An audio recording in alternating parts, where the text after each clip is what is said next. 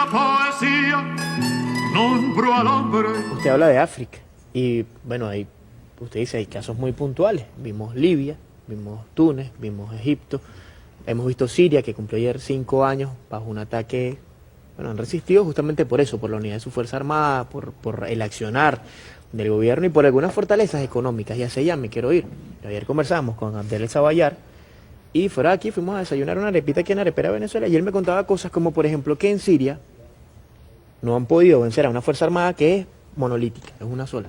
Pero además de eso, a la población no la han podido doblegar por completo porque, por ejemplo, Siria produce el 100% de sus alimentos y además exporta. Y bajo guerra sigue exportando. Las fortalezas económicas, profesor. Hay un escenario de agresión, hay un escenario cierto de agotamiento de los recursos del imperio norteamericano y hay un escenario de debilidad económica y productiva en Venezuela. ¿Cómo le decimos nosotros a nuestro pueblo? Bueno, calma, vamos hacia adelante cuando tenemos un escenario así. ¿Por dónde lo podemos ver? Bueno, lo primero que hay que ver es que el gobierno, la revolución bolivariana, sin importar cuál sea la situación económica, ha mantenido la inversión social. Eso es dedicar el recurso petrolero para beneficio de las grandes mayorías. ¿Cuál es la alternativa? Bueno, ya vimos en el acuerdo para la transición de la oposición que ellos lo que proponen es romper la cuota de la OPEP para hundir el precio del petróleo, cambiar el artículo 303 de la Constitución Nacional para poder privatizar, modificar la ley de hidrocarburos del año 2001 para rebajar las regalías, es decir, lo que se le cobra a las empresas transnacionales por estar en el país y revertir el proceso de nacionalización que hizo que Venezuela tenga como mínimo un 60% de las acciones en las compañías que están en la faja petrolífera del Orinoco y en el resto del país, en las empresas mixtas.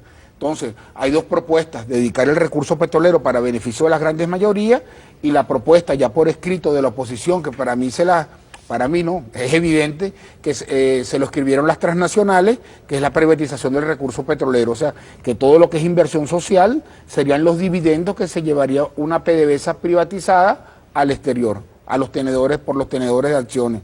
Eso sí pararía, en todo caso, o sí haría que Obama, en un caso hipotético, de aplicarse el acuerdo de transición. Esa es una buena pregunta la que tú vas a hacer. Dale, sí haría que se revirtiera de inmediato. ¿Que pararía la agresión contra el país? Claro. No.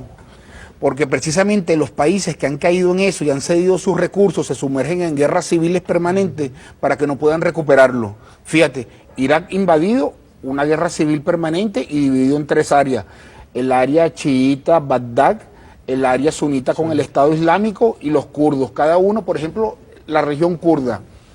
No aplica la ley de petróleo de Bagdad, o sea, del país, del Estado-nación iraquí, sino las leyes de comercio, es decir, es el paraíso de una transnacional petrolera, no hay ley de petróleo.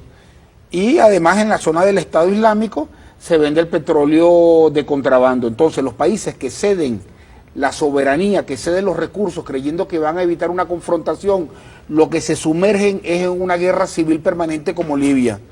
Entonces, lo peor que se puede hacer es pensar en entregar los recursos porque significaría un paso adelante en la desintegración del Estado-Nación. Y desintegrar el Estado-Nación, que es lo que pretenden las transnacionales y el gobierno norteamericano, es sumergirnos en una guerra civil como la que está viviendo México, que tiene más de 100.000 muertos producto de una lucha que nadie entiende contra el narcotráfico, cuando del otro lado de la frontera no pasa nada. Entonces, eso sería acrecentar los niveles de violencia y de agresividad, pero por diferentes métodos, si entregamos los recursos. Cuando nombro la poesía, nombro al hombre.